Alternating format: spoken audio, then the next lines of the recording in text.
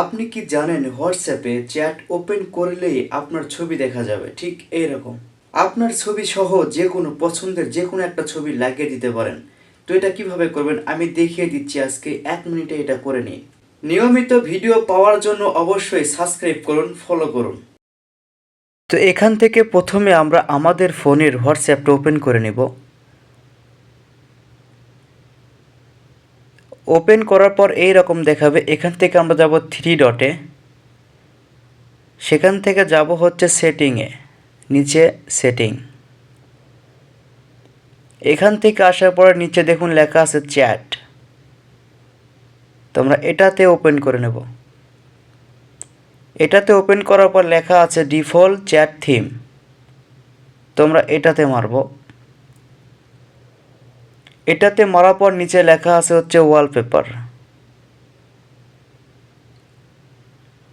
তো এখান থেকে আমরা দেখুন লেখা আছে ফ্রম গ্যালারি, অর্থাৎ আপনি পছন্দ করে নিতে পারেন গ্যালারি থেকে।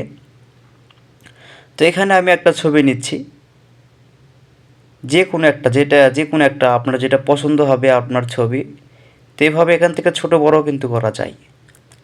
দেখুন ছোট বড় করা যায় জুম করে।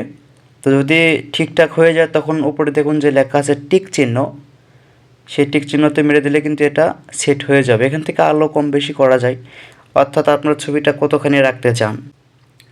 ওপরে দেখুন লেখা আছে একটা টিক চিহ্ন, তো আমরা এটাতেই টাচ করব, তখন কিন্তু এটা অটোমেটিক সেট হয়ে যাবে। দেখুন এটা কিন্তু সেট হয়ে গিয়েছে, আমি দেখিয়ে দিচ্ছি। এখানে দেখুন এখন আমি যার সঙ্গে কথা বলবো আমার ছবিটাই কিন্তু দেখা যাবে।